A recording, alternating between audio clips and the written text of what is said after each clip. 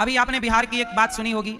एक बिहार में एक लड़का था तिवारी, उसने सरेंडर कर दिया पुलिस के आगे कि ये रही मेरी बंदूक आपके पास। सरेंडर करने के बाद भी पुलिस ने उसे जान से मार दिया। जबकि इन नेताओं को, इन पुलिस वालों को थोड़ा सा धर्म सनातन संस्कृति पढ़ना चाहिए। क्या पढ़ना चाहिए? रामचरितमानस के सुंदरकांड में लिखा है, आप लोग सुंदरकांड का तो पाठ करते होंगे। सुंदरकांड में लिखा है कि शरणागति कहूं जे तजहि हित अनहित अनुमान ते नर पावर पापमय तिनहि बिलोकत हानि। कहते हैं शरण में आए हुए को कभी मारना नहीं चाहिए। फिर से बोलो मेरे साथ ये लाइन, शरण में आए हुए को कभी मारना, किसको नहीं मारना चाहिए?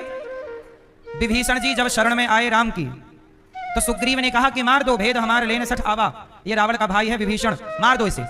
राम जी बोले नहीं, जो हमारी शरण में आया है वो हमारे दुश्मन का भाई भी हो तो हमें उसे मारना नहीं चाहिए। राम ने मारा नहीं, गले लगाया। इसलिए कहता हूं नेता बनने से पहले, पुलिस बनने से पहले, कोई भी सरकारी अफसर बनने से पहले थोड़ा सा सनातन धर्म को स्टडी करना चाहिए। कुछ चीजें आपको स्कूल कॉलेज में नहीं पढ़ाई जाती। शिक्षा तो है, संस्कार यही तो है, राम का आदर्श है ये। शरण में, अच्छा ये बताओ, शरण में आए हुए को मारना चाहिए? फिर बिहार की पुलिस ने उसे क्यों मार दिया? जिसने कट्टा बंदूक, उसने बंदूक उठाई, कानून हाथ में लिया, ये गलत था, पर उसने फेंक दिया कि भाई मैं सरेंडर कर रहा हूं, फिर भी मार दिया। ये पाप है। ये क्या है? पाप है। पाप नहीं करना चाहिए सरकारों को। गौ हत्या, ब्राह्मण की हत्या से बचना चाहिए, किसी की भी हत्या से। अब वो ब्राह्मण था, तिवारी था, उसे मार दिया। क्यों मार दिया?